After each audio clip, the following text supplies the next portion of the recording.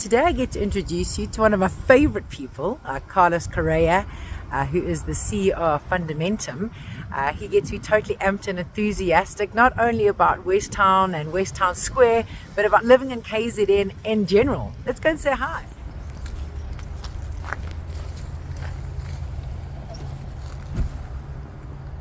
Hi, my name is Carlos Correia. I'm the CEO of Fundamentum. And for my sins, Westown Square and the whole of Westown is my responsibility. Thank you, Jane. It is just so wonderful, Carlos, coming here visit and just seeing this space really flourish. And what really stands out for me, and it's amazing because no matter where I go, people start associating me with Westown, which is really exciting. Right. Yeah. And a word that always comes up for me is intentional. Because when I walk around here, nothing feels like it's been done just because. It feels like it's been done with purpose. Yeah, absolutely. I think Westown, we've put so many years of thinking and researching and trying to see how the markets are moving in every aspect, not only from retail, but our consumers look at the entertainment, how we look after consumers. So also assembling the right teams, and we've got some wonderful teams that have been working on Westown.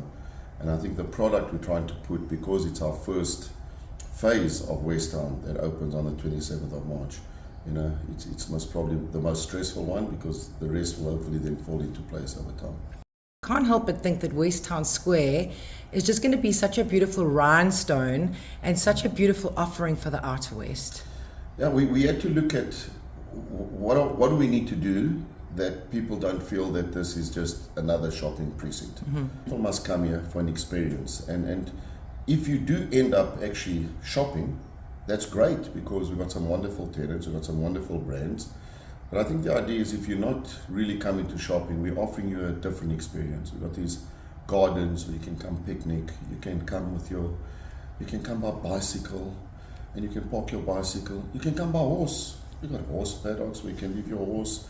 And the idea is really to create an area in the outer west of Durban that we've got this amphitheatre that we're building and to bring local artists and talent and maybe from music, not only music but art as well. You know, we'd love to see the art world promoted in KZN and in Durban. We'd like to be at the forefront of that, and a lot of time is being spent of what is going to be the art we put up when we open. So I think we're bringing these kind of the concepts that are a little bit different. I mean, everybody does a warehouse with kind of like small retailers who serve different food, and they all do it. All we've done with our bond concept is really gone and look at what works at very successful developments, not only in South Africa, but in the States and in Europe. And we've taken everybody's wonderful ideas, and we haven't come up with any of our new ones. We've just taken everybody's ideas and we said, let's put their ideas together, and we come up with a Westown product. And the gardens, the amphitheatre, and the bond, we're very proud of, because that's not really a shopping aspect of the normal retail as we know. And when I walk around here, I can really feel that I can bring my 14-year-old son here and my twins of 12 with their parents, myself and my husband in our mid-40s, and know that we've come to a space and place that can cater for all of us together. And that really excites me. The phrase that always comes to mind from the very first time that I saw you get up and speak at that opening event, which, I don't know, was that like a year ago, 2 years ago? It feels like a long time, but a short time ago. Yeah. Was that phrase, KZN open for business. And I remember it was at a time where KZN was feeling quite rocky, and a lot of people were talking about immigrating and semigrating. And I remember standing just behind where we're sitting now thinking, I'm so glad I stayed. Because I remember hearing you speaking and thinking there's something so precious and magical about KZN, and sometimes we just need to be reminded about how wonderful this place is that we live.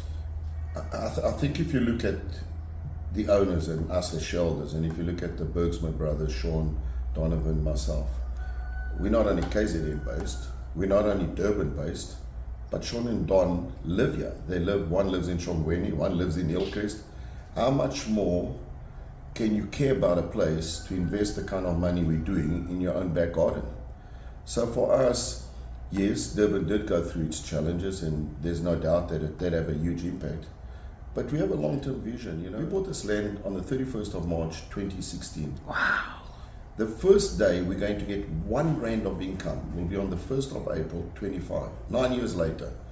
and it's on April Fool's Day, so I really hope that they pay the rent on the 1st. You plus me. Because that's a reality. So for us to look at Durban and say, well, short term, it's had 2-3 years of challenges, and we've had flooding, riots, and all the other challenges that come with it. I think it's a bit unfair, because Durban has been a wonderful city over many, many decades.